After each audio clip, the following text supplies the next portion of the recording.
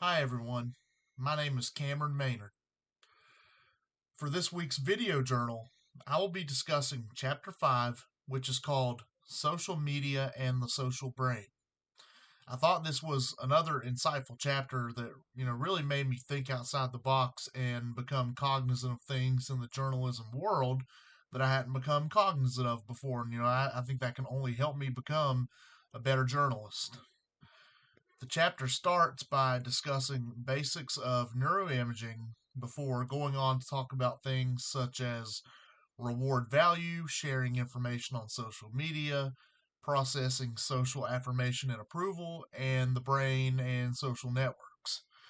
As someone who desires social connection, I definitely related to the first sentence of the chapter, which stated that social connection is a fundamental need for human well-being and survival, and it reduces the experiences of negative emotions and increases positive emotions.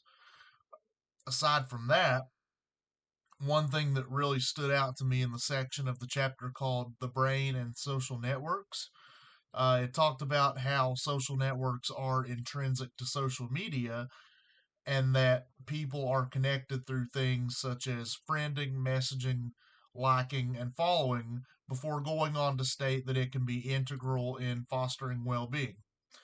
As my career as a journalist rolls on, I think I can take something from that. As long as you go about it the right way, I see no problem with becoming personal friends with people you interview and sources you meet in the journalism field, as long as you also remember that there's a professional relationship to be accounted for there as well. In the past, for example, I've added some coaches of different sports on Facebook that I interviewed after games and such, and some of them have really become good friends of mine. Then, on the flip side, some sources I've interacted with as a journalist have taken it upon themselves to add me on social media, and of course, I accept them. I strive to go about all of it ethically and the right way, though. And as my career rolls on, if I go about it the right way, then I think my well being will be in a good place. Something else I felt a connection to was discussed in the section called Processing Social Affirmation and Approval. The sentence which said that on social media, one common way of exchanging positive feedback is through likes and other one click methods for expressing approval, that really stood out to me. As a sports and news reporter, I share every one of the articles that I write to my newspaper's Facebook page.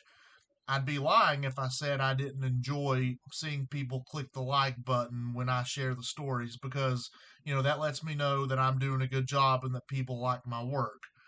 However, in the future, it might benefit me to know that, maybe likes on Facebook aren't always the biggest indicator of whether you're doing a good job as a journalist or not. And if I keep working hard, doing what I know is right and ethical, and striving to write great and insightful stories all the time, I think I'll be okay in this business. Again, this was a really good chapter to read, and it really armed me with more knowledge, and I think it's just going to benefit me as my career goes on.